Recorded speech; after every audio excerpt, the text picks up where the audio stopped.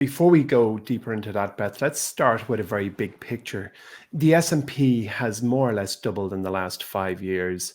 However, when you strip out the top few, the giants, the tech giants of today, there's certainly an uglier picture, especially in the last year or so. What are your thoughts on the market today? Are you a buyer, a seller, or a wait to seer? I think it's a great question to start with because I think it's on everyone's mind. Not only has the S&P more or less doubled, but the NASDAQ has doubled the S&P. So if you take like a real like tech focused bucket, it is up about 200% over the last 5 to 6 years. With that said, the NASDAQ will see frequently enough that you need to be prepared for it if you're in tech, 17% drawdowns. And that's just the broad, that's just the broad index. So you can see there's obviously more volatility within individual names.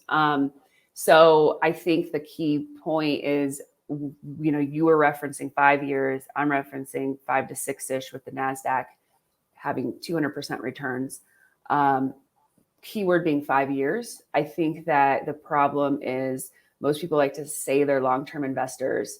They hit some bumps around volatility, market drawdowns, and they're suddenly looking at a performance of November to April, roughly 6 months, 6 months. So, if you go and talk to a financial advisor and you say, I want to go invest in stocks, and the first question they're going to ask you is, how soon do you need the money? And if you say, I need the money within a year, they're going to say, don't touch stocks. And if you tell them you want to touch tech, you want to get into tech stocks, they're definitely not going to let you put money in that you need back out in a year. So that's just kind of, it's like, we all know that, I think, like in discussions, but when it happens, it sort of creates so much fear, right?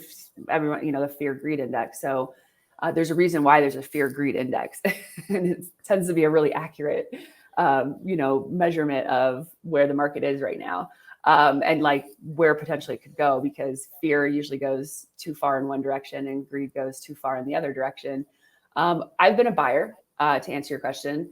So the reason is that we work as a team. So we have a technical analyst on the team, and his conviction is that we should see a higher SPX of around 5,500 before we go to a new all-time low of 3,500. So it'll move around. I mean, it's going to be range bound. Nothing's linear in the market. It's not going to go directly in one direction, only up or down. But as it makes its way, we believe it'll make its way upward at least one more time.